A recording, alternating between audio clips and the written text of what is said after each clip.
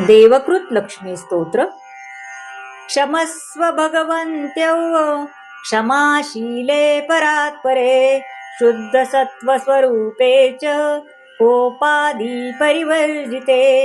उपमे सर्वसाध्वीनां देवीनां देवपूजिते त्वया विना जगत् सर्वं मृततुल्यं च निष्फलं सर्वसम्पत्स्वरूपा त्वं सर्वेषां सर्वरूपिणी रासेश्वरी देवी त्वं त्वत्कला स्वयंवशित कैलासे पार्वती त्वं च क्षीरोदे सिन्धुकन्यका स्वर्गे च स्वर्गलक्ष्मीस्त्वं मर्त्यलक्ष्मीश्च भूतले वैकुण्ठे च महालक्ष्मीर्देव देवी सरस्वती गंगा च तुलसी त्वं च सावित्री ब्रह्मलोकता कृष्णप्राणादिदेवी त्वं गोलोके राधिका स्वयं रासे रासेश्वरी त्वं च वृन्दावनवने वने कृष्णाप्रिया त्वं भाण्डिरे चन्द्राचन्दनकानने विरजा चम्पकवने शतशृङ्गे च सुन्दरी पद्मावती पद्मवने मालती मालती वने कुन्ददन्ती कुन्दवने सुशीला केतकी वने कदम्बमाला त्वं देवी कदम्बकाननेऽपि च राजलक्ष्मी राजगेहे गृहलक्ष्मी गृहे गृहे इत्युक्ता देवता सर्वा मुनयो मनवस्तथा रुरुदुर्नमवदना शुष्ककण्ठोष्ठतालुका इति लक्ष्मीस्त्वं पुण्यं सर्वदेवै कृतं शुभं यत्पठेत् प्रातरुत्थाय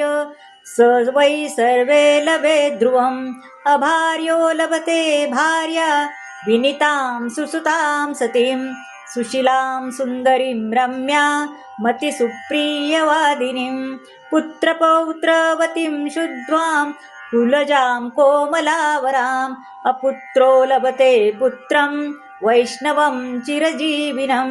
परमेश्वरयुक्तं च विद्यावन्त यशस्विनं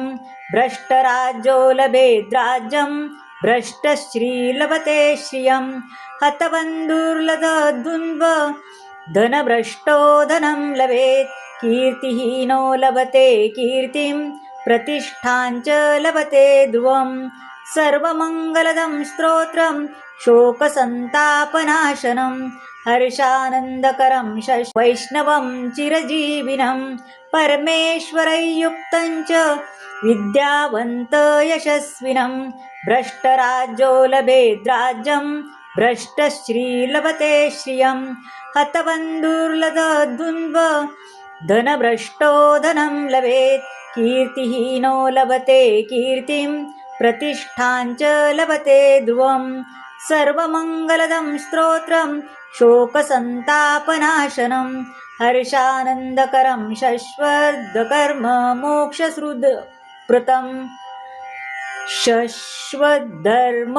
मोक्षसुहृदप्रदम् इति श्रीदेवकृत लक्ष्मीस्तोत्रं सम्पूर्णं श्रीकृष्णार्पणमस्तु. श्री स्वामी समर्थ.